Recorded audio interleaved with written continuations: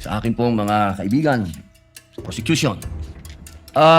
Napakahalaga po sa bawat pagdinig ay yung nagsasabi ng katotohanan. Tama po ba? Tama po.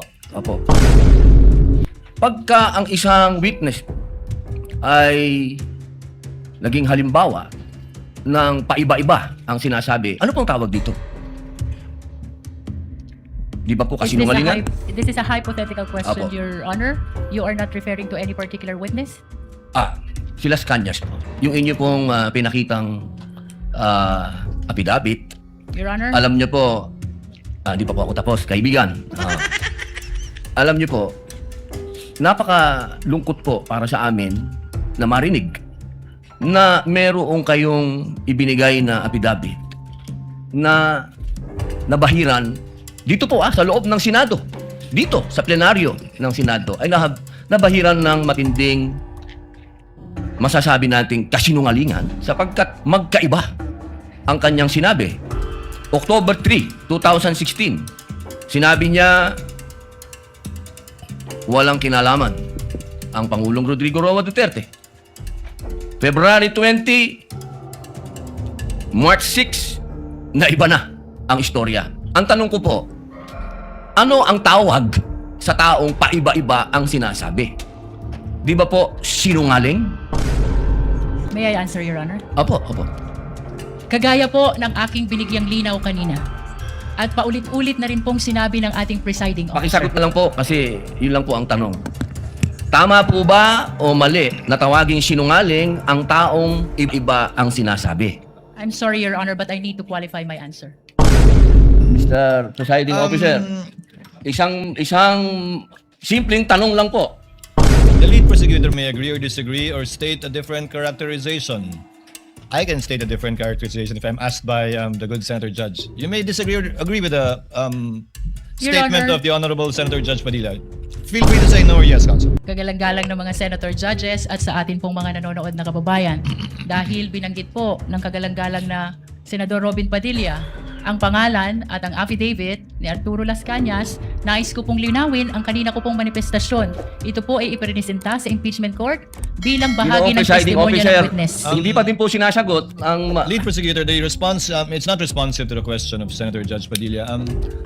Allow me to, if the good Senator Judge will allow the presiding officer, pwede ba nating sabihin, lead prosecutor, na ang testigong pabago-bago ang kanyang testimonya sa magkakaibang petsa o araw o panahon ay isang testigong hindi maaasahan. Without particular reference to Arturo Las Sa Cañas, pangkalahatan, I agree with you, presiding officer. Posibleng nagsisinungaling siya sa isa, nagsasabi ng totoo sa isa, o nagsisinungaling sa isa, nagsasabi ng totoo sa isa, hindi na natin malalaman yun. Tama po ba yun? Without particular reference to Arturo Las Cañas, I agree with you, honorable presiding officer. Thank you. Maraming salamat po, aming ginoong You may proceed, tagapamahala po. Senator Judge Padilla. Opo.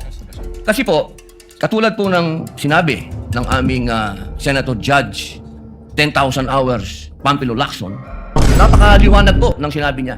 At kami din po dito, ako po mismo ay gumawa din ng panukala na dapat yung mga nagsisinungaling dito, yung mga paiba-iba ng testimony na nagiging aming mga witness ay dagdagan dapat ang sintensya ng perjury.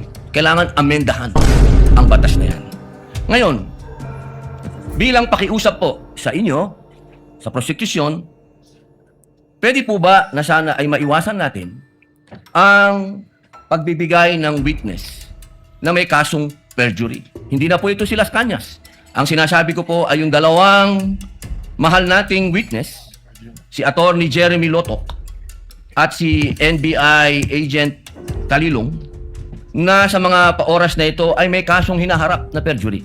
Pwede po bang iwasan natin na may mga ganito tayong witness para ang nasasakdal po kasi dito ay ibinoto ng 32 million na tao. Sana po, aming mga mahal na kaibigan sa prosecution, isipin nating mabuti bago po tayo magbigay ng mga witness na may perjury na kaso o nagkaroon po kami ng dahilan na gumawa ng amenda na itong perjury ay amendahan. Pwede po ba yun? Your Honor, with all due respect, I would like to take exception to the question and manifestation of the Honorable Senator Judge Robin Padilla. First of all, we were able to verify already that there are no cases pending against the prosecution witnesses. In addition, Your Honor, and only to respond to the concern of the Honorable Senator Judge Padilla, ang conviction po ay hindi ground for disqualification unless it is final and unless it is punishable by more than 1 year and that the crime constitutes moral turpitude. Alam niyo po, napakaganda po ng inyong sagot. Sana hindi one-sided ang ating persecution. Kasi, alam niyo, pag kayo ang pagpabor sa inyo, alam niyo, bawal po ang Kindly- ginagawa. kindly maintain Presiding order officer, within the bawal po court. ang ginagawa nitong nasa harap natin, nagkukomento. Kindly maintain order in the court. The Sergeant at Arms, by authority of the Senate President, is directed to kindly maintain. Hindi po Order in the sila allowed. Mag-ingay. Korte po ito. Thank you. You may proceed, Senator Judge. Who was speaking? Ako po, You may proceed, Senator Judge. I was Padilla. interrupted. With due apologies. So, ibig niyo pong sabihin, yung mga senator judges dito ngayon na humaharap sa kaso, na hindi po pinapayagan ng ombudsman at hindi pa rin sila guilty, ano pong ibig niyo sabihin? Your Honor, with all due respect, ang question niyo po kanina ay kaugnay ng pagtistigo. Testigo nga, Referring to judges the nga yung witnesses of sinasabi the eh. prosecution, Your Honor. Ang usapan po ay yung guilty or not guilty. Okay? So, tatanong na po ako ng bago. Pwede po ba? May I be clarified, Your Honor, on your last question about the senator you said are facing cases?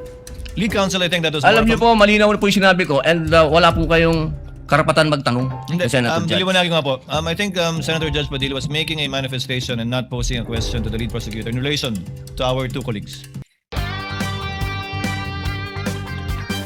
Sa bawat kanto may bagong istorya, mga tanong na di pwedeng mawala. Sabayan ng ritmo, gumalaw, matay buksan, huwag matulala. Sa Rain TV